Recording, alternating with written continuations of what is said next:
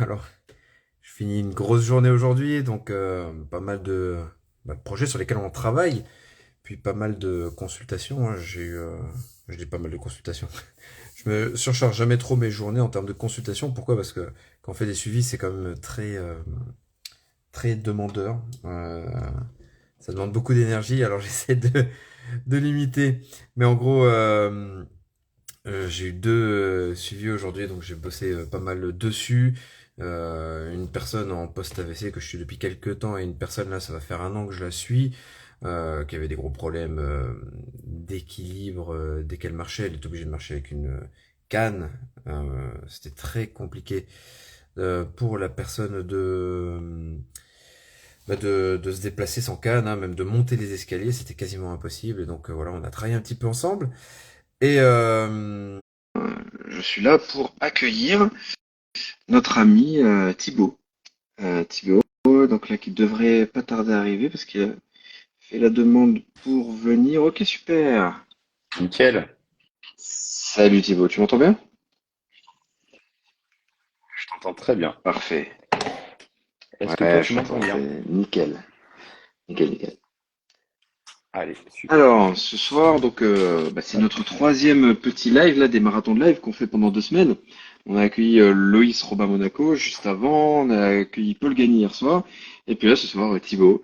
Thibaut avec qui on avait déjà fait un petit live Insta, c'était quoi, il y a un mois et demi, 2 mois? Ouais, il y a un petit mois et demi de ça, ouais. Il y a un petit mois et demi de ça, on était en vacances. Donc du coup, enfin en tout cas moi j'étais en vacances personnellement. Donc on en avait profité pour faire un petit live parce que c'est vrai que c'est pas forcément toujours évident pour moi étant donné que je travaille beaucoup Hmm. en soirée à partir de 17h jusqu'à 21h30, 22h. Donc c'est pas toujours évident, donc c'est vrai que c'est bien d'en profiter comme ça sur des périodes un petit peu estivales où c'est un petit peu plus où c'est un petit peu plus calme. Ça permet de pouvoir faire Bah, c'est un petit peu ce le but genre de aussi, tu sais, rencontre. ces marathons de live où on se dit on est juste avant une reprise de saison, tu sais, pour la plupart des gens, et ça permet aux gens de rencontrer des personnes avec qui on échange, avec qui on discute, avec qui on a des projets de collab, etc. Et donc voilà, parce qu'à l'approche de la nouvelle saison, mais vers qui mieux se diriger que des gens, en tout cas que nous on aime. On apprécie, on considère en tout cas comme des experts. Et donc c'est super cool d'accepter d'être là ce soir. Bah, écoute, merci à toi de renvoyer un petit peu l'appareil parce que la dernière fois c'est moi qui t'avais sollicité pour qu'on puisse parler de certains sujets dont vous êtes vous-même expert.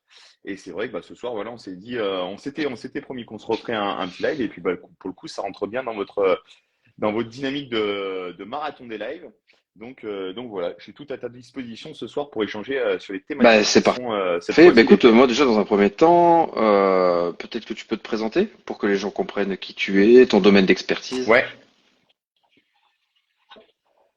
Alors donc je suis Thibaut Soubera, entraîneur de gymnastique, donc entraîneur de gymnastique dans le milieu compétitif, mais pas que, puisque j'encadre également des personnes sur des activités de sport santé, sur du cross-training dans une pratique plus orientée sur du loisir.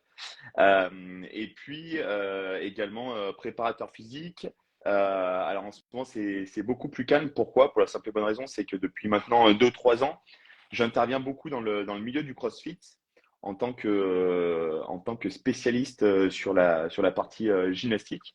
Donc c'est quelque chose que je développe énormément. Donc j'ai un petit peu moins je coach un petit peu moins de personnes sur la préparation physique, même si c'était quelque chose où j'avais pas forcément je prenais pas énormément de monde sur une année. Pourquoi? Parce que je suis quelqu'un d'extrêmement professionnel et surtout étant donné que bah, à côté de ça, j'ai mon activité déjà principale d'entraîneur de gym. J'avais un nombre de suivis qui était très réduit pour faire du travail qualitatif et non pas faire de l'abattage. Pour ce qui est de mon cursus professionnel, voilà ce qu'il en est globalement, hein. Je vous refais pas toute l'histoire, mais voilà dans les grandes lignes ce qu'il en est. Et puis, bah, bien sûr, avec un gros passif dans le milieu de la gymnastique, puisque j'ai aujourd'hui 32 ans, et j'ai passé à peu près plus de 30 ans dans le milieu de la gymnastique, dont un petit peu plus de 15 ans dans une pratique de la gym, dans un cursus de performance, donc avec de nombreuses participations aux championnats de France individuels par équipe. Et j'ai eu également l'occasion de participer à quelques tournois internationaux. Donc voilà pour le résumé Ok, en ce qui me super. concerne. Donc un athlète confirmé, reconnu et maintenant un entraîneur. Tu interviens toujours un petit peu avec Guillaume aussi en CrossFit? Ouais, alors on a beaucoup collaboré, surtout dans les débuts, puisque moi Hmm. je découvrais le CrossFit, et du coup ça m'a permis de découvrir un milieu que je ne connaissais pas du tout. J'ai eu la chance de tomber sur Guillaume, qui pour le coup a un véritable domaine d'expertise sur le milieu du CrossFit, qui même si cela en déplaît à beaucoup, est pour moi l'un des personnages phares du CrossFit en France aujourd'hui, en tout cas en termes de compétences, de savoir-faire et de maîtrise du milieu. Pourquoi? Parce que Hmm. déjà, il est arrivé très tôt, il a fait partie des pionniers un petit peu du développement du CrossFit en France. Alors après, pas toujours forcément avec les formes, mais c'est son personnage. Donc j'ai beaucoup collaboré avec lui. Et puis aujourd'hui, un petit peu moins, hein. Bien entendu, on est toujours en contact, mais on collabore un petit peu moins. Il m'a permis de pouvoir me lancer de manière significative. Et aujourd'hui, je poursuis mon petit bonhomme de chemin de manière un petit peu plus autonome. Bah, c'est super en Donc tout cas. voilà, Moi, c'est voilà comme ce ça qu'il que je en est. t'avais connu hein, via les vidéos de Guillaume quand j'avais fait la Watt Academy à l'époque. Et donc voilà, et je trouve que bah, c'est une bonne rencontre parce que tu es quelqu'un de d'expert vraiment dans le domaine. Euh, tu prônes, je trouve, des valeurs qui sont très bonnes. Et c'est marrant parce que j'étais en vacances en famille là, il y a encore la semaine dernière. Et dans la famille, on a une petite cousine, on va dire, de ma femme qui fait de la gymnastique, donc qui est encore toute petite, elle est au collège. Et je sais pas, sa première saison de gymnastique et alors ils ont tu sais, plusieurs catégories de classement tu sais, au sein Ouais. de de la même école là de gym. Donc moi j'y connais rien du tout, mais en gros tu sais t'as 6 groupes et la première année elle se retrouve déjà dans le groupe du milieu et puis là elle va se retrouver dans un des premiers groupes tellement elle performe et elle me dit ah, mais comment je peux encore m'améliorer etc. Je dis écoute moi j'ai eu l'occasion de pouvoir échanger avec Thibaut et il dit le renforcement musculaire c'est quand même très important et elle a cœur à bien le faire en plus elle le fait tu vois donc voilà c'est cool je l'ai invité à te suivre donc voilà si elle suit cette vidéo qu'elle clique Eh ben directement écoute, sur le nom comme ça ce sera super. super. Bah écoute, en tout cas, c'est super sympa. Ouais, c'est vrai que comme tu disais, j'ai eu de la chance de pouvoir découvrir ce milieu du CrossFit. Je m'y intéressais déjà depuis un petit moment. Pour le coup, j'avais un regard extrêmement critique, hein, comme beaucoup de personnes, je pense. Et puis moi, je suis quelqu'un qui aime bien être dans l'action, c'est-à-dire qu'à un moment donné, critiquer, c'est bien. Je suis assez grand gueule et assez tranchant, assez clivant des fois sur certains de mes propos, mais pour le coup, lorsque je critique quelque chose, j'essaye toujours ça me tient à cœur toujours de pouvoir essayer d'apporter quelque chose dans le système et pas juste de se permettre de critiquer parce que la critique est bonne lorsqu'elle est constructive et surtout lorsqu'on essaye d'y apporter quelque chose. Alors j'y apporte quelque chose avec mon expérience, mon expertise. Alors après, ça plaît ou ça plaît pas, hein, peu importe, là n'est pas le sujet. Mais en tout cas, j'essaye vraiment, tu vois, de me mettre à la place du pratiquant qui, pour le coup, découvre la gym. Et aujourd'hui, la gym, c'est un sport qui n'est pas médiatisé. C'est un sport qui est extrêmement méconnu, pour le coup, méconnu, mais qui je pense, devrait être beaucoup plus abordé, que ce soit chez les préparateurs physiques, dans beaucoup de domaines d'activité. Moi, tu vois, je me suis rendu compte par l'intermédiaire de ma pratique, et je pense qu'on en reparlera un petit peu plus tard dans le live sur les sujets qu'on va aborder, mais par rapport à ma pratique ou par rapport à la pratique des gymnastes que je peux encadrer, je me rends compte que tu vois, quand tu te débrouilles un petit peu, que tu as certaines bases en Mm. gym, derrière, tu peux aller dans n'importe quel sport, tu te démerdes, quoi. T'as une capacité d'adaptation et un répertoire moteur sur des schémas moteurs, sur de la motricité de base ou sur de la motricité fine qui est absolument phénoménale. Et derrière, ça t'ouvre des portes qui sont absolument incroyable. Et ça, tu vois, c'est un truc sur lequel j'essaye aujourd'hui beaucoup de communiquer sur la gym en CrossFit, c'est de faire comprendre aux gens qu'en fait, plus ils vont être forts sur la partie gym en CrossFit, plus en fait le niveau de leur CrossFit va s'élever parce qu'en fait, la gym, les qualités qu'on va développer sur la partie gym vont se mettre à Mm. disposition de chacune des pratiques qu'ils vont avoir dans l'activité globale que représente le CrossFit. Et d'ailleurs, dans n'importe quelle autre activité. Là, tu vois, en ce moment, je suis en train de bosser avec un gars qui est un ancien skieur de très haut niveau, hein, qui est en équipe de Pologne et qui a performé au niveau européen, au niveau mondial.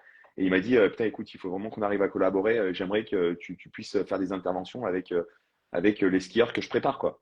Pourquoi? Parce que la représentation du corps dans l'espace, parce qu'au moment où on franchit une porte sur un slalom ou sur une descente, les capacités à gérer la vitesse, un, avoir une vision périphérique élargie sur des niveaux de vitesse extrêmement importants, des changements de direction, etc., qui peuvent nous apporter énormément. Donc, du coup, tu vois, c'est vraiment quelque chose qu'on peut exporter de manière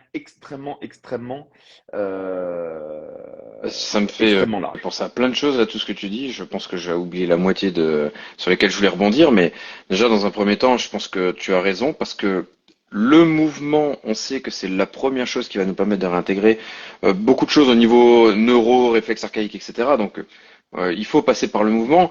La perte de mouvement, c'est ce qui nous fait perdre comment dire, en motricité et de manière cognitive aussi quand on vieillit, tu vois. Donc le mouvement est très important. Et plus tu vas avoir une gamme de mouvements possibles, moins possiblement tu as de chances de te blesser parce que le cerveau il crée des adaptations par rapport à ce qu'il connaît, par rapport à des prédictions. Donc si le cerveau il connaît une amplitude de mouvement vraiment énorme, mais il va se permettre de moins se blesser puisqu'il va le prédire.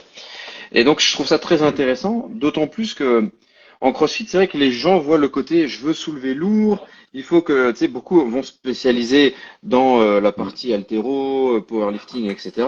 Ce qui est bien pour ces disciplines aussi parce que ça permet de les remettre sur le devant de la scène, tu vois. Mais la gymnastique, je pense que c'est vraiment pas du tout à négliger et que c'est peut-être une des qualités dans ce sport où qui entraîne peut-être plus de blessures parce que les gens ne sont pas prêts à bouger leur corps dans l'espace et comme il le faut, quoi. Bah, franchement, pour rebondir sur ce que tu dis, alors déjà deux choses.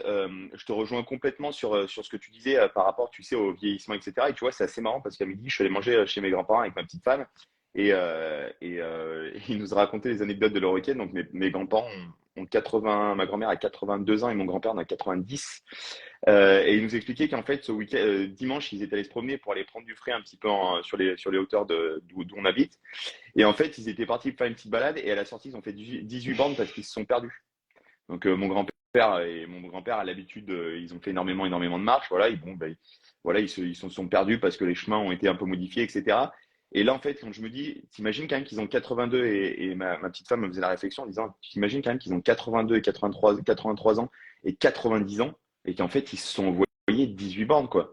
Et je dis, ouais, mais en fait, pour eux, ça a toujours fait partie d'un mode de vie, etc. Ils ont un mode de vie extrêmement sain, pardon. Ils ont toujours eu l'habitude de bouger. Ma grand-mère a 82, 83 ans, tu vois, elle continue à aller faire des petites séances de renforcement, pilates, etc.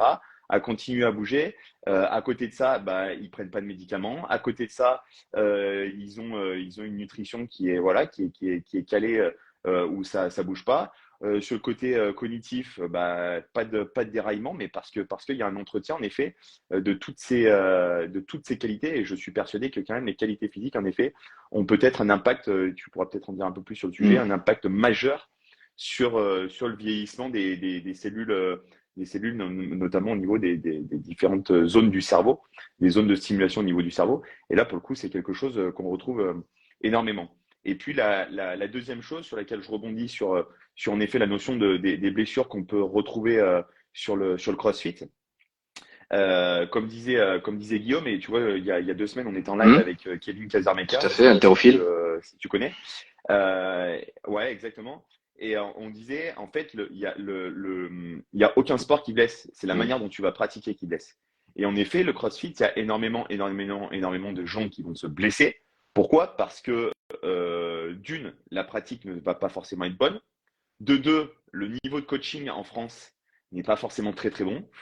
Il faut savoir dire ce qui est, hein. Il faut pas se voiler la face. Alors, je sais très bien que ça va faire hurler certains gens si certaines personnes sont sur live ou le revoient en replay. Pourquoi? Parce que les gens disent ouais, mais il faut Ouais, c'est arrêter une de réalité. critiquer tout le temps. Non, mais c'est une réalité, les gars. C'est une réalité.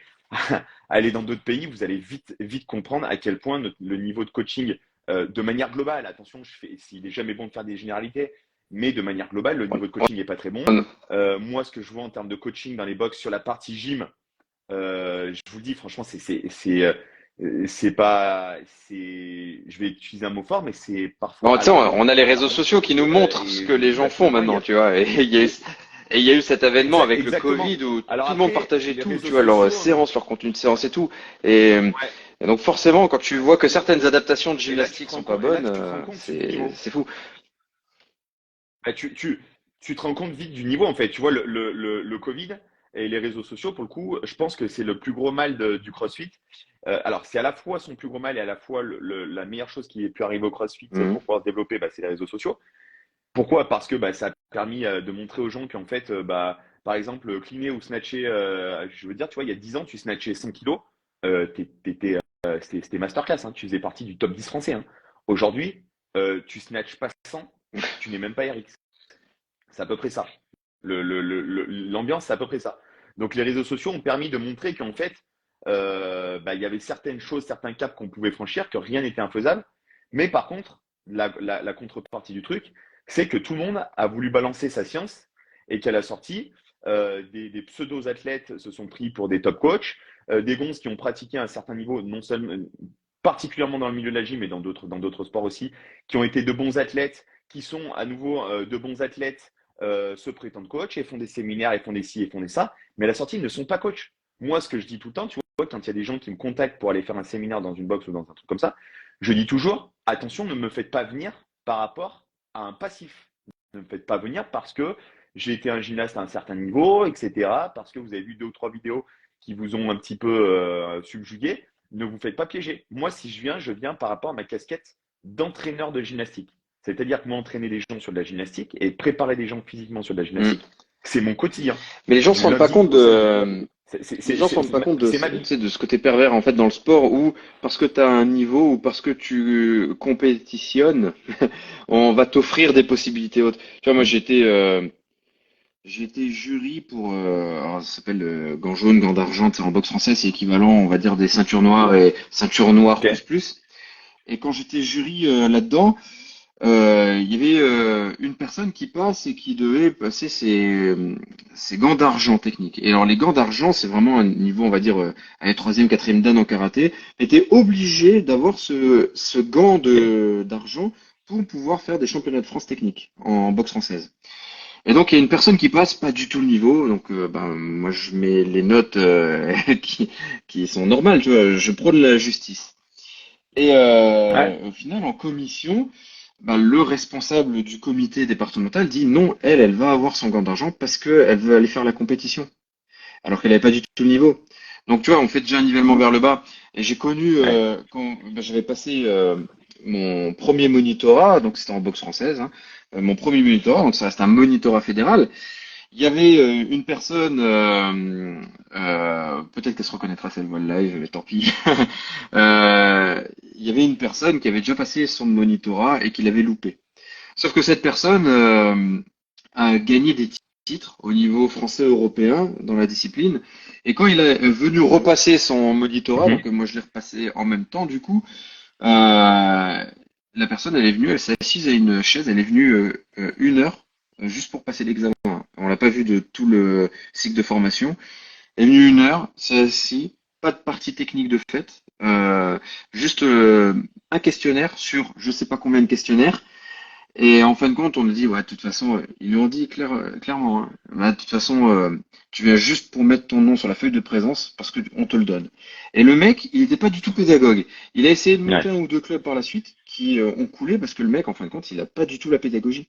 Donc, en fin de compte, ça rejoint Bien sûr. exactement ce que tu dis. Quelqu'un qui performe ne peut pas forcément être un bon entraîneur. Oui, oui, ça, de toute façon, c'est radical et tu vois, c'est deux métiers bien différents. Néanmoins, tu vois, il y a quoi? Il y a 5-6 mois de ça, j'ai fait un post, tu vois, en disant, il y a un autre truc qui m'agace, tu vois, c'est les gens qui disent, moi, je prépare ou je fais de la programmation ou j'entraîne des athlètes pour aller performer. Les mecs, le plus haut le plus haut du niveau de compétition Mm. dans lequel ils sont allés, c'est le niveau régional, quoi, tu vois. Qu'est-ce que tu racontes? Qu'est-ce que tu racontes? À un moment donné, par contre, quand tu entraînes des gens, des compétiteurs, je suis désolé, navré de le dire, à un moment donné, si tu n'as pas pratiqué un certain niveau de compétition, un certain niveau de compétition, donc c'est-à-dire un niveau quand même assez important, coacher et entraîner des gens pour performer sur de la compétition. Donc c'est-à-dire qu'à un moment donné, quand tu dis je fais de la programmation pour de la compétition, c'est pour que les gens performent. Tu fais pas de la programmation juste pour le plaisir des yeux. C'est qu'à un moment donné, tu as tous les tenants et les aboutissants. Parce que tu peux être un très bon technicien, ou tu peux être un très bon pédagogue, ou tu peux être un très bon meneur d'hommes. Mais par contre, si tu n'as pas l'ensemble de ce panel, tu vois, il y a un moment donné, c'est compliqué. C'est compliqué. Donc forcément, tu prends un tollé. Ouais, mais c'est pas parce que tu n'as pas été un bon athlète que tu peux pas être un bon entraîneur ou un bon coach. Non, vous n'avez pas compris en fait l'objet de mon poste. J'ai pas dit ça. J'ai dit tout simplement qu'à un moment donné, quand on veut programmer des gens sur de la compétition, les gens ils y vont pas juste pour se regarder, ils y vont pour performer. Tu dois avoir tous les tenants et les aboutissants. Je lui dis et la personne donc qui est venue me titiller un petit peu là-dessus.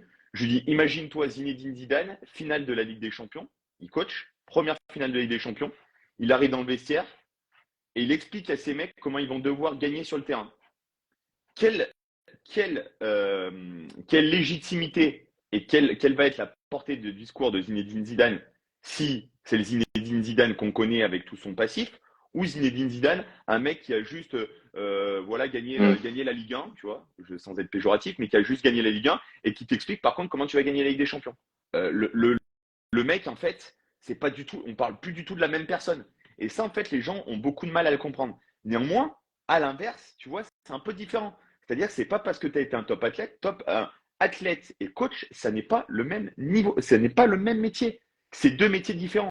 Tu vois, moi aujourd'hui, j'estime être un meilleur entraîneur que j'ai été un gymnaste, que j'ai été un bon gymnaste.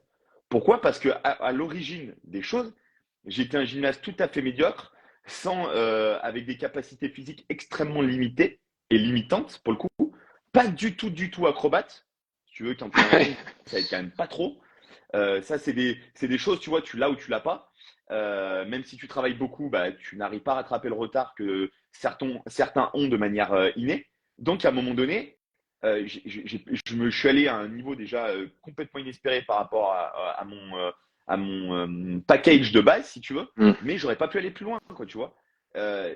Donc, j'estime aujourd'hui, par contre, avec cette expérience justement d'avoir été un gymnaste avec peu de qualité, j'estime par contre comment connaître le parcours finalement et l'aspect complexe des choses pour pouvoir accompagner des gens justement qui n'ont peut-être pas forcément la motivation, faire prendre goût à ces personnes-là à quelque chose qui initialement n'est quand même pas forcément Et super alors, alléchant quoi sur le papier. Donc ça alors, c'est quelque chose de qu'est-ce super qui pour important. toi est game changer dans l'entraînement? En tant que Quand t'es coach, quand t'es ouais. coach ou quand tu En es tant que, ou si tu bah, te mets du côté en tant athlète. que coach, qu'est-ce qui, toi, te permet de dire, ok, bah, tiens, voilà, c'est game changer pour moi de faire ça, de mettre ça en place. Qu'est-ce qui a été game changer peut-être Alors, pour toi qui était athlète puis coach? Je vais, je vais construire mon propos comme ça. Je vais partir de ce que mon passif sportif m'a apporté et comment j'ai construit ma manière de coacher. Comme je disais, athlète vraiment moyen avec des qualités très limitantes, un gabarit qui n'était pas du tout adapté pour la gym. Si tu veux, je fais 1m82, donc pour un gymnaste, c'est quand même pas super aisant. J'ai toujours eu de longs segments, Mm. donc là, pareil, les rapports, les bras de levier pour un gymnaste, c'est extrêmement compliqué. Une morpho-anatomie, notamment au niveau de la colonne, qui n'était pas du tout évidente. Et du coup, pour moi, c'était très compliqué d'accepter de faire de la préparation physique. Parce que faire de la préparation physique, quand toi, tu mets un an à apprendre à grimper une corde et que tu vois que tous les gonzes, au bout de 3 mois, avec les mêmes entraînements, montent en haut de la corde sans les jambes et redescendent à l'équerre, et que toi, tu n'arrives toujours pas à monter en haut à 6 mètres avec tes pieds, si tu veux, c'est compliqué. Donc, à partir de ce moment-là, j'ai vite compris qu'en fait, tous les individus n'avaient pas les mêmes ressources de base, déjà, les mêmes aptitudes de base. Et après, face à cette situation, j'ai aussi très vite compris qu'il fallait être en capacité de pouvoir valoriser des athlètes sur un registre, sur un registre autre que celui du registre dans lequel ils sont en difficulté. Je m'explique, parce que c'est un peu brouillon ce que je dis. J'ai tout de suite compris qu'en fait, il valait mieux Mm. s'appuyer sur les points forts d'un athlète Ouais. que vouloir essayer de combler ses points faibles.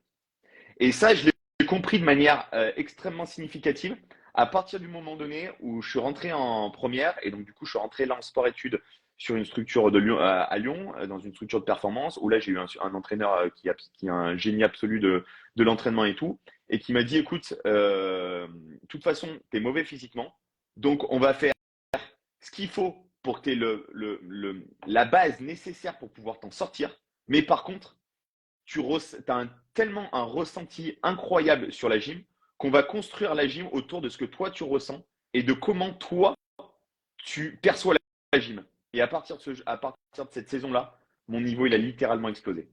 Il a littéralement explosé. Pourquoi? Parce on est passé sur des choses en termes de préparation physique essentielles. On ne s'est pas arrêté sur quelque chose, tu vois, de générique que on avait l'habitude de faire avec tout le monde et qui marchait pour le coup avec 80% des personnes. Mais moi, ça ne marchait pas avec moi. Donc du coup, on est parti sur tes points faibles. On va quand même essayer de combler un minimum pour que tu puisses quand même te permettre de t'exprimer, d'exprimer ton potentiel technique parce que j'étais déjà un super passionné. Et voilà, de limiter la casse et surtout de s'appuyer vraiment sur tes points forts. Et pour le coup, quand on a commencé à travailler sur cette stratégie, bah, littéralement, ça a changé. Ça a changé et là, j'ai commencé à performer de manière beaucoup plus significative, à être beaucoup plus confiant en compétition. Pourquoi? Parce que bah, beaucoup plus confiant Mm. sur mon contenu. Donc, il y a beaucoup de choses qui ont changé à partir de ce moment-là. Et puis, surtout, ce que je me suis rendu compte, c'est la relation que tu construis, si tu veux, la relation entraîneur-entraîné. Et ça, c'est quelque chose, au début où j'entraînais, pourtant je sortais de ma carrière d'athlète, euh, athlète, attention, entre guillemets, je sortais de ma carrière sportive et tu vois, j'essayais vraiment de reproduire ce qui avait été produit avec moi et en fait, ça ne marchait pas parce que j'ai voulu faire de manière totalement involontaire, j'ai fait du mimétisme par rapport à ce que mon entraîneur a fait avec moi. Et en fait, ça ne me correspondait pas parce que c'était beaucoup trop puissant comme système. J'avais pas l'aura, j'avais pas le charisme, j'avais pas toutes les Mm. compétences en main pour pouvoir fonctionner sous ce système-là. Donc, si tu veux, je me suis réapproprié, j'ai essayé d'aller piocher un petit peu dans les différents systèmes d'entraînement que j'ai eu et je me suis créé ma propre méthode Ok. autour de ça. Et ça, c'est vraiment quelque chose pour moi qui est important, c'est-à-dire de ne pas vouloir imiter un système, de ne pas vouloir rester dans quelque chose de très scolaire, mais de vouloir créer son propre système d'entraînement, parce qu'à un moment donné, chacun a sa manière de faire, chacun a sa manière de coacher, etc. Donc maintenant, je suis beaucoup plus à l'écoute Super. des athlètes que j'encadre, alors qu'avant, je l'étais moins. Et maintenant, je suis beaucoup plus à l'écoute. Par contre, euh, je fais comprendre aux athlètes et aux gymnastes que je peux entraîner, je leur dis attention, je suis à l'écoute. Par contre, il faut que ça aille dans la bonne direction. Dans le sens où je t'écoute, mais par Mm. contre, il faut que toi aussi, en contrepartie, tu me donnes le change. Et ça, pour moi, c'est quelque chose de. C'est peut-être la partie la plus complexe. Et là, pour le coup, tu peux passer tous les diplômes du monde. Il n'y Mm. a personne qui va t'apprendre ça. Il n'y a personne qui va t'apprendre ça. Le seul truc qui va te l'apprendre, c'est l'expérience. Moi, j'ai eu de la chance de gagner énormément de temps et d'expérience justement par rapport à mon entraîneur qui m'a dit attention, dans cette direction, tu vas perdre du temps, machin, etc. Donc, j'ai gagné énormément de temps parce qu'il y a beaucoup d'erreurs que je n'ai pas faites, du coup, où je n'ai pas pris les pièges parce que bah, on a eu de la chance de me dire attention, là, tu vas tomber dans le piège, donc perds pas de temps, prends plutôt ce chemin par rapport à celui-ci. Mais si tu veux, je pense que aujourd'hui, le plus important, pour moi, le game changer, c'est la relation que tu as Ok. avec tes athlètes. Tu vois, moi, j'ai toujours eu la réputation d'être un entraîneur dur, mais par contre, ça me pose aucun problème Mm. d'avoir cette réputation. Parce que je suis un entraîneur dur, mais par contre, je suis un entraîneur juste. C'est-à-dire que je suis dur dans ce que je demande. Je suis quelqu'un d'extrêmement exigeant parce qu'on est dans un sport qui est extrêmement exigeant, la gymnastique, où la moindre erreur peut se payer vraiment de manière extrêmement lourde. Donc, je supporte pas le à peu près, je supporte pas le- la médiocrité, pour le coup. Mais à côté de ça, par contre, je suis juste. C'est-à-dire que quand c'est bien, je suis capable de prendre mon athlète, bam, et de lui dire, Bravo, bravo pour ce que tu as fait. Je Et suis le content de Philippe ton travail, Lucas etc. Par contre, quand ça va pas, finalement de la gymnastique, quoi. pour moi, c'est quelqu'un que j'admire énormément parce que justement, je trouve qu'il a cette capacité Mm. à entraîner vraiment les gens. Entraîner, attention, faut bien se rappeler de ce que veut dire le mot entraîner. Entraîner, c'est détourner les gens de de leur cheminement initial pour les entraîner derrière soi. Donc, avant tout, on a un rôle moteur, c'est-à-dire on a le rôle de la locomotive, mais il faut que tout le monde tire dans le même sens. L'entraînement, c'est ça, c'est entraîner les gens derrière soi. Donc ça, si tu veux, tu peux passer tous les Ouais, diplômes de la il y a du, planète, il y a un moment donné, il y a soit tu du as cette leadership, quoi. capacité, il y a de Mm. l'inné, il y a du leadership. Moi, j'ai toujours aimé ça, entraîner les gens derrière moi. J'ai plus ou moins réussi. Quand j'étais gamin, j'étais quelqu'un, tu vois, d'extrêmement, déjà extrêmement chétif, extrêmement, tu vois, un petit peu dans mon coin. J'ai toujours tchatché, mais tu vois, j'avais pas beaucoup de copains en primaire, quasiment pas de copains au collège.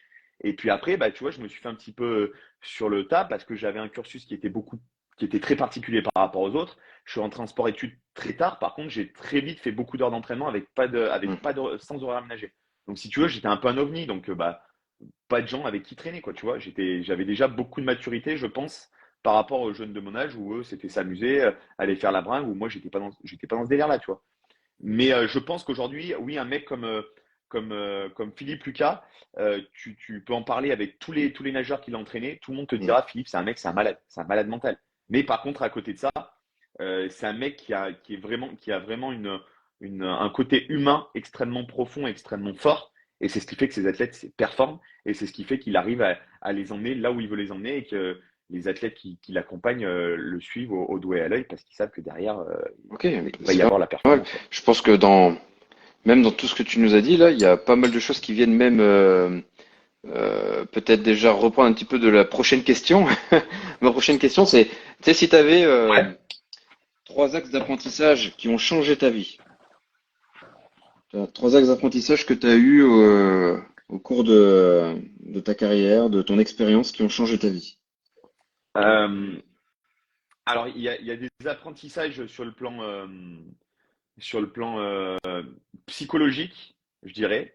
Il y a des apprentissages, tu vois, je te Hum, catégorise un peu le truc, des apprentissages psychologiques, des caps psychologiques, des apprentissages bah, sur le plan hum, moteur, hein, tu vois, des qualités physiques, et des apprentissages, ce que moi j'appelle l'école de la vie, tu vois. De comprendre qu'à un moment donné, déjà, personne ne va rien te donner dans la vie. En fait, si tu veux ouais. quelque chose, bah, c'est à toi d'aller chercher. Déjà, ça, c'est peut-être le plus gros apprentissage que j'ai eu dans ma carrière de gymnaste et ma carrière Hum, d'entraîneur aussi, attention, parce que ça, c'est quelque chose qui est très sous-estimé. On se préoccupe beaucoup aujourd'hui de la santé mentale des sportifs, et c'est très bien, c'est très très bien. Très peu se préoccupent de la santé mentale des c'est entraîneurs. vrai, c'est vrai. Aujourd'hui, personne n'en parle. Personne Ils ne sont les parle de la premiers à santé sauter mentale des entraîneurs. en plus. Aujourd'hui, combien d'entraîneurs ouais, alors je serais tenté de te dire quand c'est dans le foot, dans les trucs comme ça, moi ça me fait moins de la peine parce que Hum. les mecs ils prennent Ah, des c'est pareil chèques dans qui les sont petites fédés, voilà qui les hein. empêchent pas de vivre. Par contre, combien t'as de mecs Hum, qui sont au SMIC, par contre, qui entraînent dans des pôles France, qui ont une pression monumentale et qui touchent le SMIC et qui quand ils rentrent chez eux le soir se retrouvent seuls quoi. Mais seuls, quand je te dis seuls, c'est seuls. Ils ont beau avoir une famille, ils ont beau avoir des enfants, une femme, d'avoir un contexte de vie où tout se passe très bien, ils sont seuls face à leurs problèmes, quoi. Tu vois, et personne prend le temps de vraiment les écouter. Je veux pas faire hum. pleurer dans les chaumières, tu vois, mais pour moi, je trouve que c'est quelque chose qui est hyper important et hyper sous-estimé. Et pour le coup, pour moi, la gym a été un méga facteur d'apprentissage sur ce plan-là. N'attends rien de personne. Personne va te l'apporter. Quand tu es sur la grille, tu es seul et seul face à toi-même. Donc ça, c'est pour moi peut-être le facteur d'apprentissage numéro un Ok. qui te suivra dans toute ta vie. Ça, c'est clair. Ensuite, le facteur d'apprentissage numéro 2, c'est la capacité à aller trouver des ressources dans des moments qui sont difficiles, si tu veux. Apprendre à s'écouter, tu vois, apprendre à se dire, bah, là, je suis dans une période de moins bien, bah, il faut laisser passer l'orage et puis bah, le beau temps va revenir. Donc, tu vois, pour moi, ça, c'est quelque chose d'hyper important, d'apprendre à se connaître, finalement. C'est la connaissance sur soi. Et puis, bah, après, dans les apprentissages plus attrait à la pratique sportive, le développement, l'apprentissage de la capacité à mouvoir son corps dans l'espace, quoi. De manière vraiment extrêmement schématique et extrêmement large. Ça peut paraître très très large ce que je dis, mais c'est volontaire. Et je ne vais pas rentrer dans des spécificités parce que ça n'a aucun sens. Pour moi, c'est apprendre à bouger.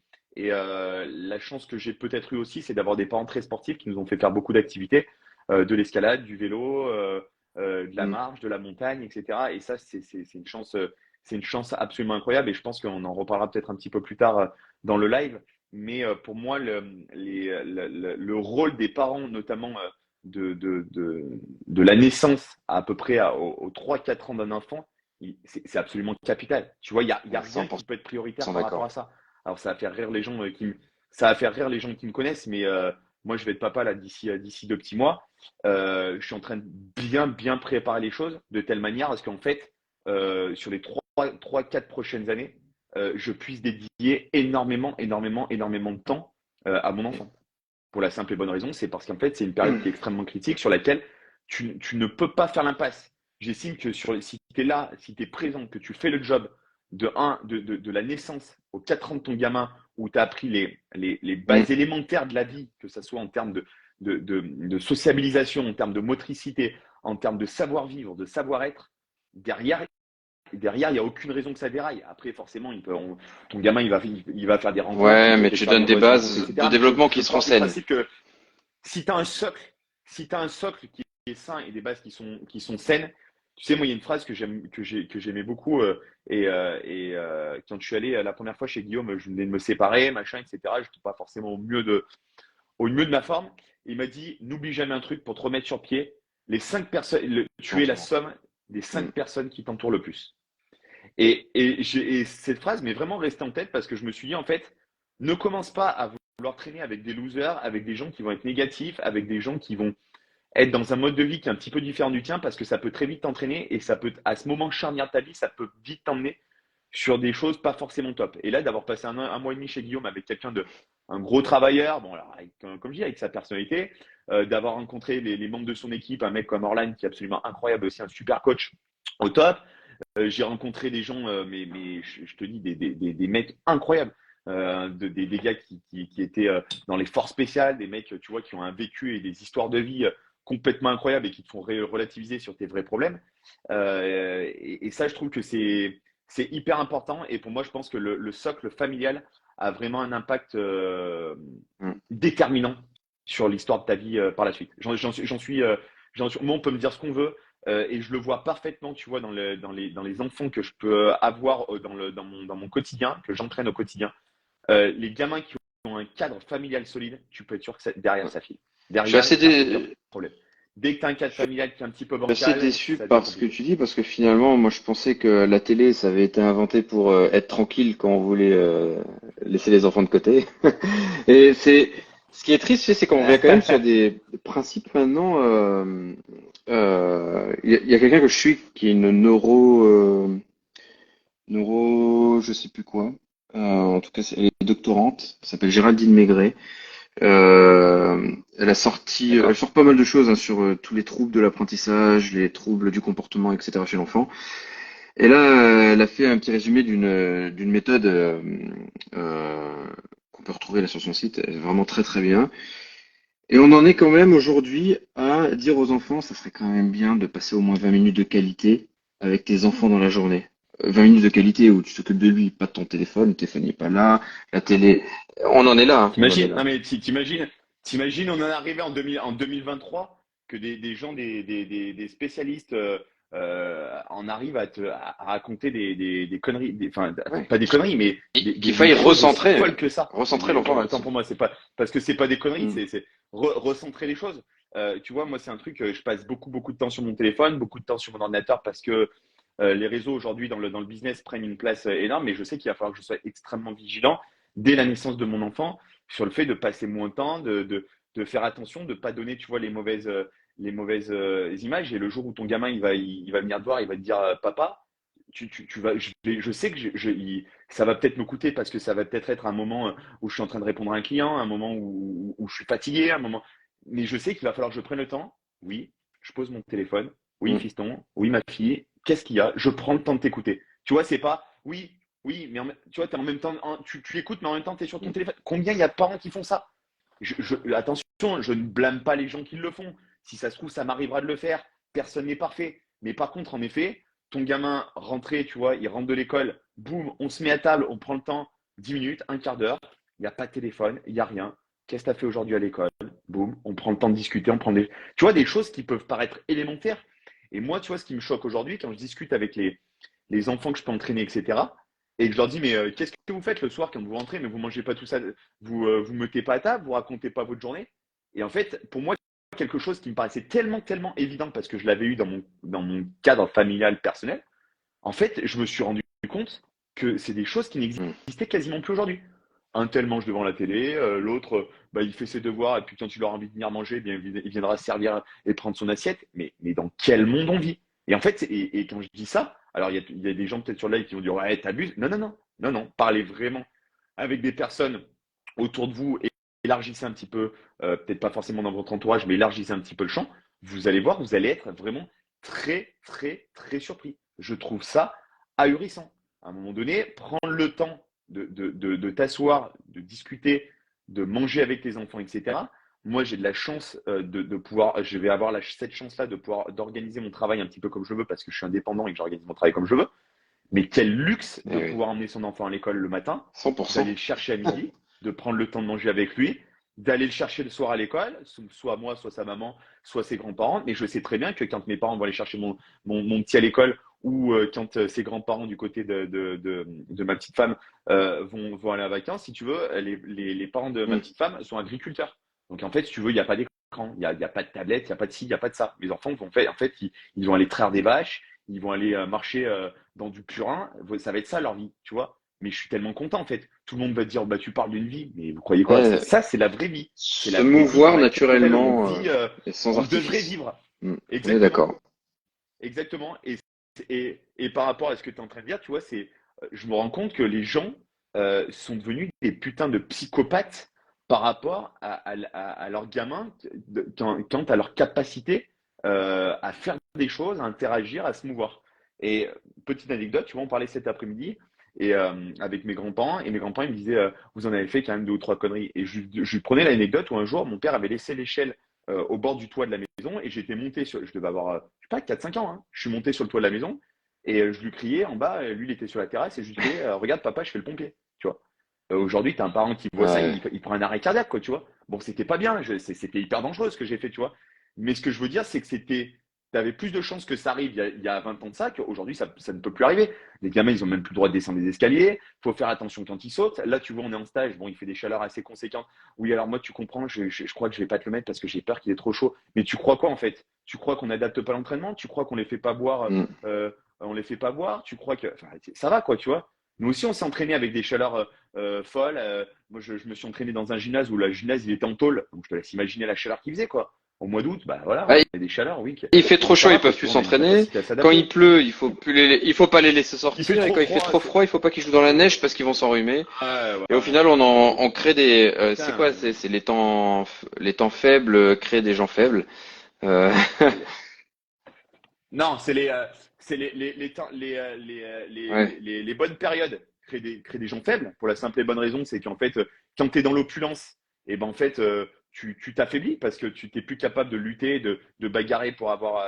Mm. Et les temps faibles créent des gens forts. Tu vois, nous, nos grands-parents, en fait, c'est des personnes fortes parce qu'ils sont nés pendant la guerre, ils sont nés pendant une période de merde où en fait, nos grands-parents, tu vois, même des fois, j'ai du mal à les comprendre parce que quand ils disent, ouais, vous êtes dans une période, c'est pas facile, hein. Mais qu'est-ce que tu me racontes? Qu'est-ce que tu me racontes? Je leur ai dit l'autre jour à mes grands-parents, je leur ai dit, mais arrêtez de me raconter des bananes. Tu vois, ils sont un peu idéalistes, ils sont d'un côté très social, machin, etc. Je leur ai dit, mais oh, vous avez oublié en fait, à l'époque où quand vous aviez 5 ans, vous aviez des Mm. tickets de rationnement. Je dis, vous êtes en train de m'expliquer que le Covid, là, on a passé une période compliquée. Oui, bon, c'est vrai que c'était pas facile, c'était pas idéal. Mais c'était pas une période dure, les gars. Arrêtez. Arrêtez. Nos grands-parents, ils ont connu des tickets de rationnement. Ils ne mangeaient pas tous les jours à leur faim. Tu vois, et des fois, c'est quelque chose qui me. J'arrive pas à le comprendre de la part de mes grands-parents. Alors, je pense qu'après, bah, tu vois, il y a eu les 30 glorieuses, machin, etc., qui fait qu'ils se sont refait. Ils ont peut-être laissé un petit peu de côté, tu vois, le cerveau a dû faire Ouais. un peu un switch, un peu vider un peu, tu vois, les choses un petit peu pas forcément très agréables de leur vie. Mais je me dis, tu vois, aujourd'hui, les gens ne savent plus ce que c'est que la rude, je vais peut-être mal m'exprimer en Hmm. français, mais la rudesse de la vie, tu vois. Ça plus ce que c'est d'être quelqu'un un peu de rude, de rugueux, tu vois. Voilà, Ouais. putain, Ouais. moi, mon grand-père du côté paternel, pour l'anecdote, il allait bosser à l'usine, il se levait les matins à 4 heures du mat, il allait à l'usine jusqu'à 13 heures, et à 13 heures, quand il rentrait, il faisait tourner la ferme, en fait. Et toi, les gens aujourd'hui sont en train de nous expliquer que parce que on travaille déjà 35 heures, c'est presque déjà trop, et que tu comprends, la retraite à 64 ans, non mais attendez, mais qu'est-ce que vous me racontez? Nos grands-parents, ils bossaient des 48 heures par semaine. Et quand ils bossaient à l'usine, exposés à des chaleurs, mais devenus d'un autre monde, ils n'avaient pas les EPI, les protections que nous on peut avoir, etc. De nos jours. Les conditions de travail étaient quand même pas du tout les mêmes. Et vous, aujourd'hui, vous êtes en train de nous faire chier parce que vous bossez 35 heures semaine et parce qu'à 60, on va vous repousser l'âge de la retraite. Mais moi, tu vois, tu vois, hein, tu l'entends hein, dans le ton de ma voix, c'est quelque chose, ça me révolte. Ça me révolte. Je ne peux pas comprendre, tu vois. Ouais, Ça me c'est dépasse. c'est complexe, c'est compliqué. Et puis je pense que là maintenant on est dans un mécanisme de surprotection par rapport aux enfants, par rapport même aux adultes, hein. Et on est dans une période qui justement, à contrario, bon, on retrouve le plus de trauma, de stress, d'anxiété, de burn-out, de dépression. Les gens n'arrivent même pas à mettre de mots Mm. là-dessus. Tu sais, hier j'avais encore quelqu'un en consultation qui vient me voir, qui a plein de problématiques. Un monsieur qui est chef d'entreprise, etc., qui a plein de responsabilités dans plein de choses.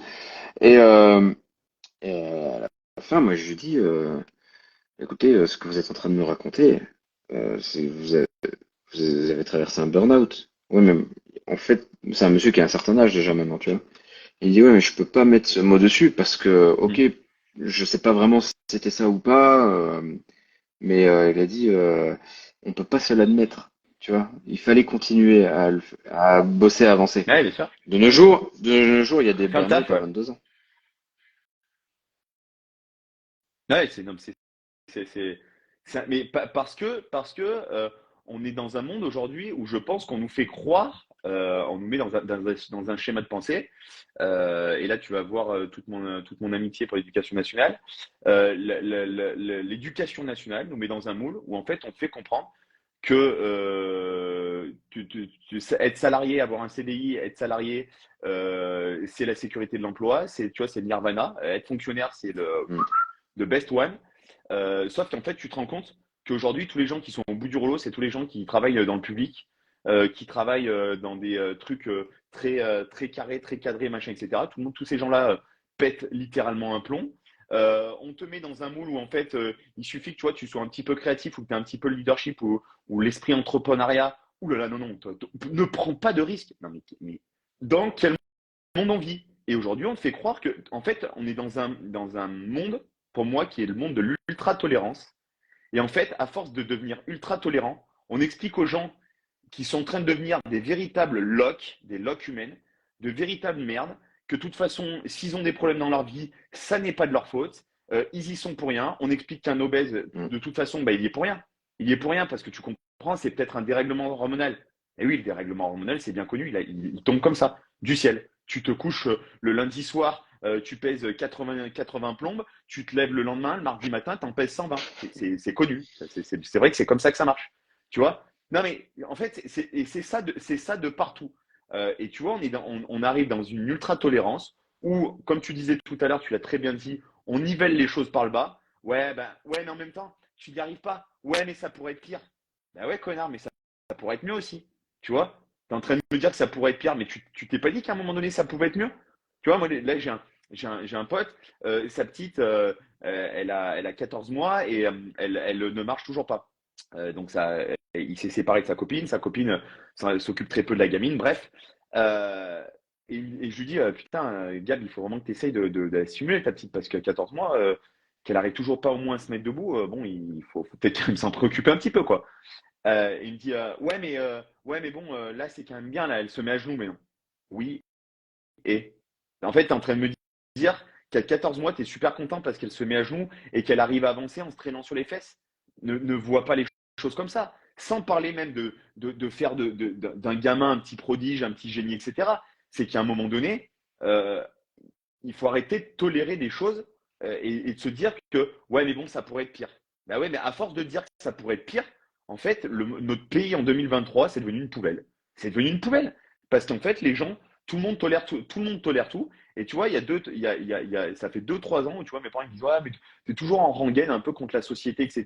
Je dis, mais parce qu'en fait, moi, je ne supporte pas de voir que les gens se laissent couler, en fait. Tu vois, ils sont à la surface, puis en fait, ils se laissent couler, personne réagit. Tout le monde est en train de se rendre compte que notre pays, ça devient n'importe quoi parce que personne se prend en main physiquement, personne se prend en main sur le plan psychique, personne. Tu vois, moi j'écoute énormément de podcasts, ça dépasse les gens de mon entourage, le nombre de podcasts, mais ils me disent, mais pourquoi tu écoutes tout ça? Pourquoi ça t'intéresse tout ça? Non, ça m'intéresse pas. Tout ce que j'écoute ne m'intéresse pas, mais à un moment donné, je finis par m'y intéresser parce qu'il y a des choses qui me captent, parce que voilà, pour plein de raisons différentes. Mais aujourd'hui, les gens ne Mm. savent plus s'intéresser parce que je pense qu'on apprend plus aux enfants à être curieux, à s'intéresser, à leur apprendre des choses. On ne prend plus le temps aux gens, euh, on ne leur apprend plus à apprendre, si tu veux. On leur explique que c'est comme ça, et puis il y a cette espèce de fatalité où, ouais, Et bon, puis bah, t'as quand c'est comme ça. même une Bah, non, c'est consommation pas comme ça, en éclair fait. de nos jours, où tu as besoin de quelque chose, tu vas le trouver Ah, bah, sur complètement. IPTV, Netflix, Disney+, j'en sais rien, tu vois. Tu veux voir quelque Mhm. chose où tu as besoin d'apprendre quelque chose, Alors, ça peut être qu'une tu l'as tout de chance. suite sur Google. Oui, alors ça a des vertus, mais pas que. Ça a des vertus, mais encore il faut qu'elle soit exploitée correctement. Encore une fois, comme je dis, quand on dit oui, tu sais, il faut pas d'écran, machin pour les gamins. Mais bien sûr qu'il faut pas d'écran. Pourquoi? Parce que sur une certaine tranche d'âge, on sait que ça a des impacts sur les connexions synaptiques, machin, etc. Je vais pas rentrer dans un euro parce que tu es beaucoup plus pointu que moi. Je dirais sans doute des conneries, mais on sait qu'il y a quand même des impacts quand même assez significatifs sur comment ça s'appelle, sur la formation du cerveau d'un enfant.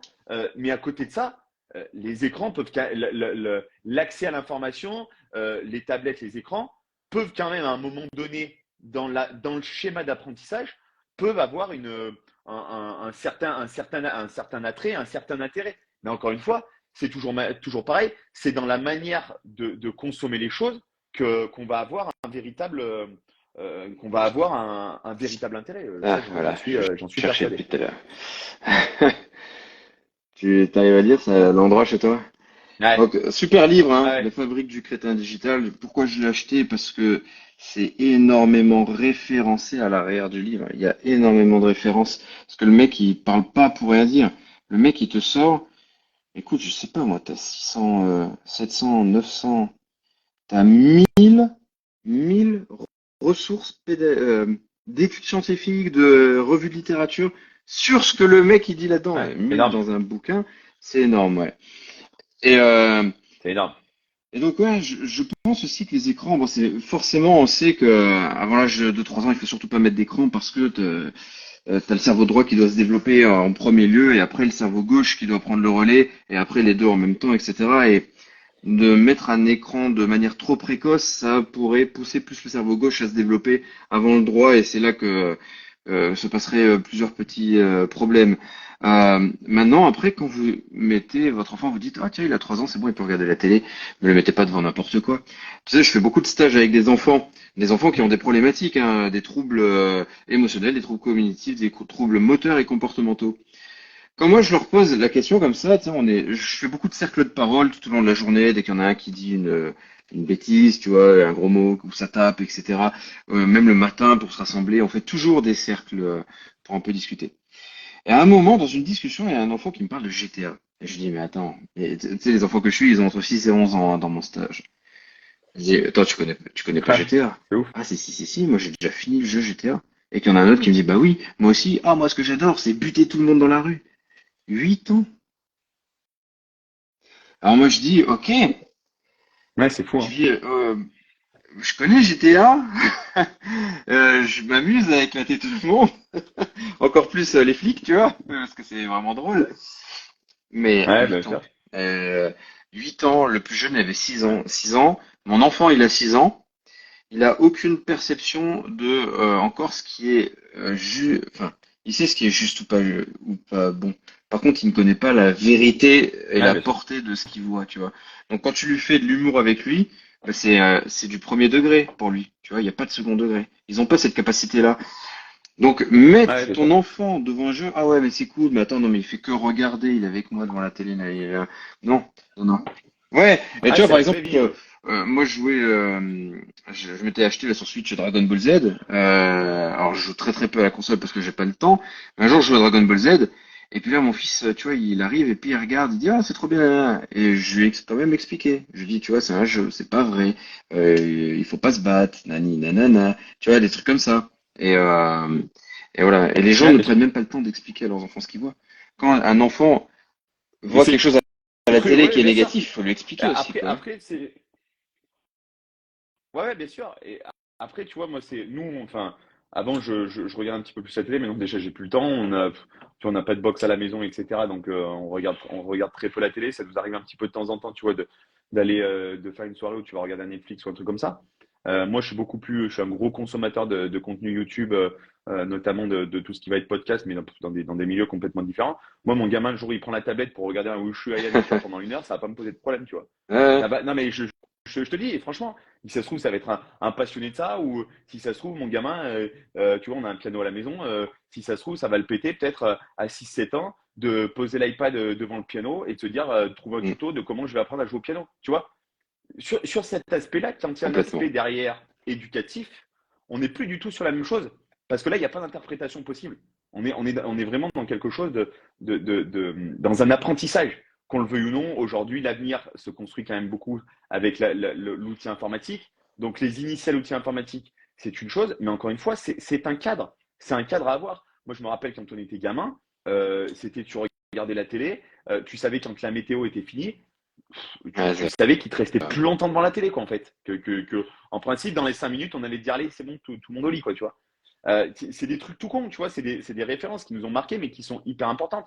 Aujourd'hui, bah, les gamins, vas-y que ça va sur Netflix et vas-y que ça va sur. Mais moi des fois, les gamines, là, à 14, 15 ans, et vas-y, ouais, t'as vu, moi, j'ai vu ça sur TikTok Mm. et des machins, mais te sort des références, mais moi, des fois, j'hallucine. Et pour l'anecdote, il y a un truc qui me fait vraiment rire. Ça me fait encore plus rire. Mais non, je me fais un plaisir de répondre aux parents. Des fois, ça m'arrive, tu vois, moi, je suis quelqu'un d'assez nature dans mes propos, assez nature peinture. Et du coup, quand ça me fait chier, je vais pas dire où tu comprends. Je suis embêté. Putain, ça me fait chier, quoi. Ça me fait chier aujourd'hui. J'ai passé une journée de merde. Des fois, c'est vrai que j'ai pas des propos toujours très élogieux et très édulcorés. Et des fois, les parents ils me disent, oh là là, fais attention avec tes propos. Je leur dis oui, c'est vrai. Vous avez tout à fait raison. Je leur dis par contre, prenez le téléphone de votre enfant, allez dans sa playlist Deezer ou YouTube, regardez les chanteurs que vos enfants, enfin les chanteurs, les artistes que vos enfants, parce que les chanteurs, ça serait presque des éloges, les artistes que vos enfants écoutent, écoutez-les, écoutez du Jul, du PNL ou je ne sais quoi. Mm. Et du PNL, c'est pas la Ouais. programmation neurolinguistique, hein, c'est bien un artiste. Vous allez voir que et là, pour le coup, il n'y a pas beaucoup de programmation neurolinguistique dans ces paroles, hein. Vous allez comprendre qu'en fait, je suis vraiment un enfant de cœur et que moi, c'est vraiment, c'est presque de la poésie ce que je leur dis, quoi.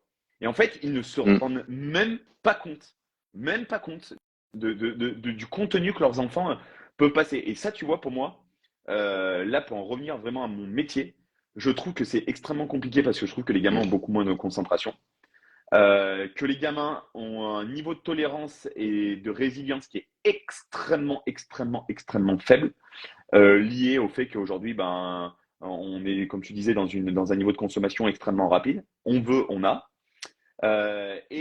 L'autre phénomène, je l'ai perdu.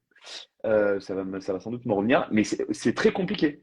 C'est très compliqué aujourd'hui parce que les gamins n'ont plus ce sens de l'effort, de dire je dois fournir un effort pour avoir telle ou telle chose. Donc ça revient à ce que tu me disais en termes de qualité, à ce que je disais tout à l'heure, vraiment de résilience et d'école de la vie, de dire bah, si tu veux quelque chose, mon grand, il va falloir travailler pour l'avoir et c'est pas Complètement pour tomber d'accord. du ciel, quoi.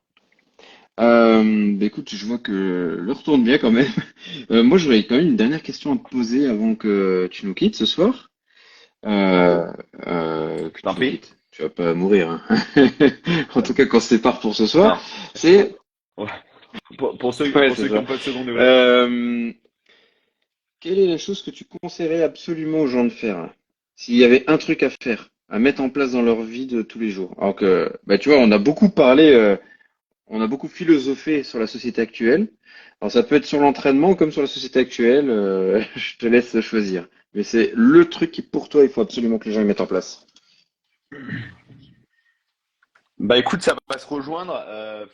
Alors, je vais essayer d'édulcorer mes propos encore une fois parce que je connais les réseaux sociaux, comment ça fonctionne. Donc pour tous les abrutis qui ne vont pas comprendre ou faire semblant de ne pas comprendre mes propos, je ne vais pas expliquer aux gens comment faire parce que le mode d'emploi, je vais pas donner des leçons de vie entre guillemets, mais néanmoins quelque chose pour moi qui me semble important et qui me semblerait judicieux de mettre en place, c'est que les gens se confrontent de manière régulière à la Hmm. difficulté, à la nouveauté, si tu veux.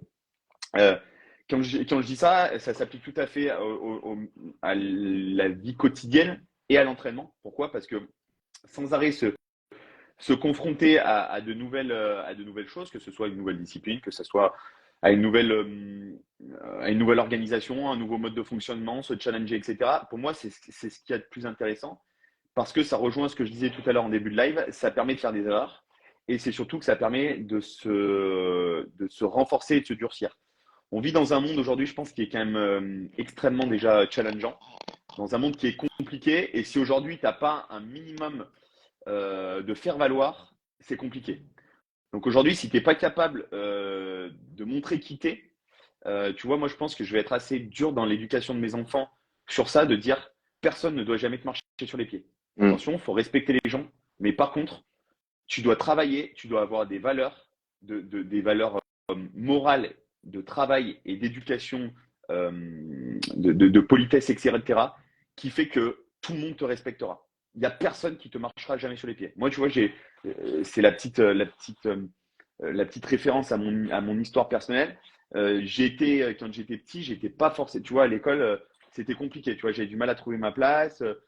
J'ai subi un peu des brimades, etc. Et jusqu'au jour où j'ai décidé que ça allait s'arrêter. Tu vois. Et quand je suis arrivé à Lyon, etc., je suis tombé sur un entraîneur qui était beaucoup plus rugueux, beaucoup plus dur, beaucoup plus, tu vois, incisif. Où il y a un moment donné, j'ai dit, OK, la vraie vie, c'est ça. OK, je vais devenir ça en fait. Je vais devenir le mec en fait qui Ok. subira plus jamais de sa vie. Et ça, je pense que c'est important justement de se challenger, de se mettre face à les difficultés.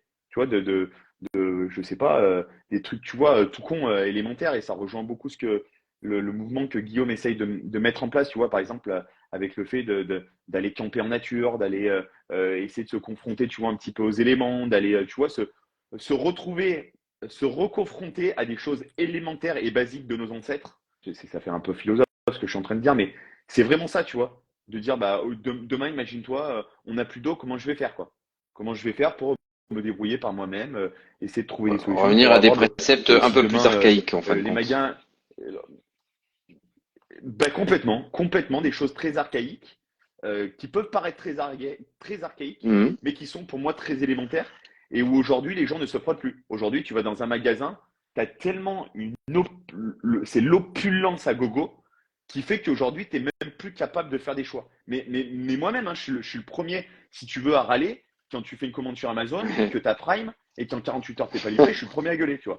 Et des fois, je Je me me dis, suis fait mais je me suis fait la même réflexion stop, il y a quoi, quelques tu jours, je vois. te rassure. Ca- ca- Tu vois, non mais voilà, calme-toi. Et en plus de ça, moi j'ai eu de la chance quand j'étais gamin, et tu vois, c'est pour ça aussi que j'ai toujours eu cet état d'esprit, et c'est pour ça que ça serait mon conseil, mon conseil ultime de vraiment se confronter à la difficulté de la vie, parce que j'ai eu l'occasion, tu vois, quand j'avais 10 ans, de partir pendant un mois et demi en voyage humanitaire avec mes parents Ok. au Cameroun.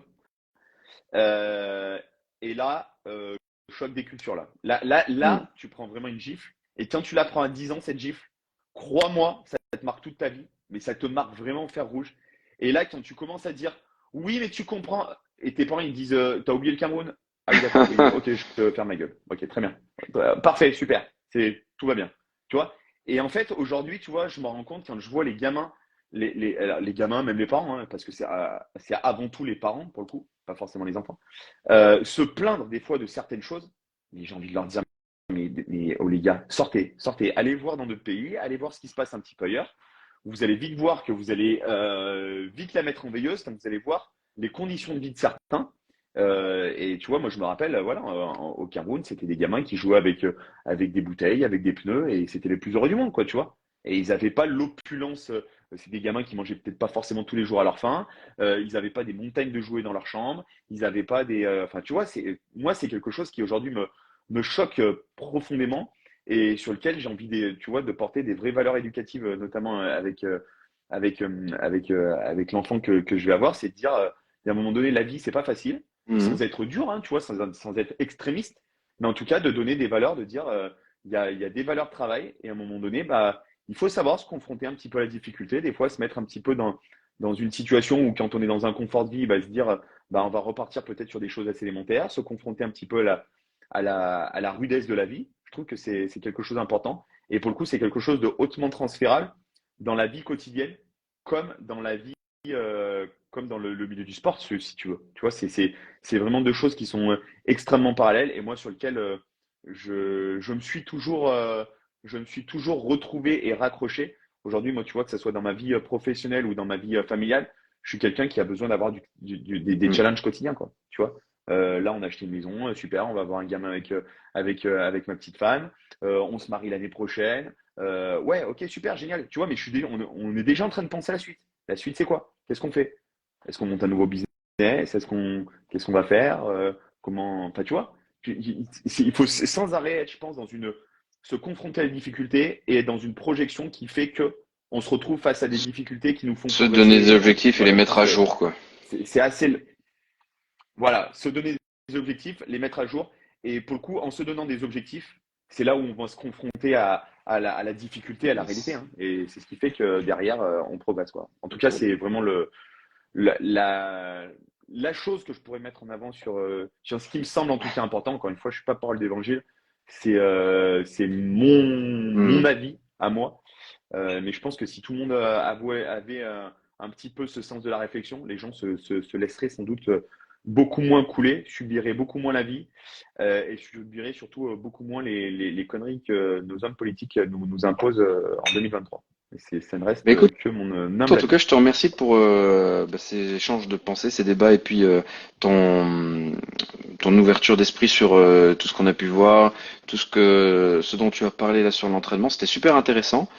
Je te souhaite de passer une bonne soirée. Si les gens veulent te retrouver, ben, ils ont juste à Écoute, cliquer merci. sur ton nom et puis ils ont accès à énormément de contenu parce que tu partages tous les jours sur de la technique, du renfort, enfin sur Mm. des outils que toi tu as toi-même créés dans le milieu de la gym. Donc voilà, je te remercie pour tout ce que tu fais en tout cas au quotidien.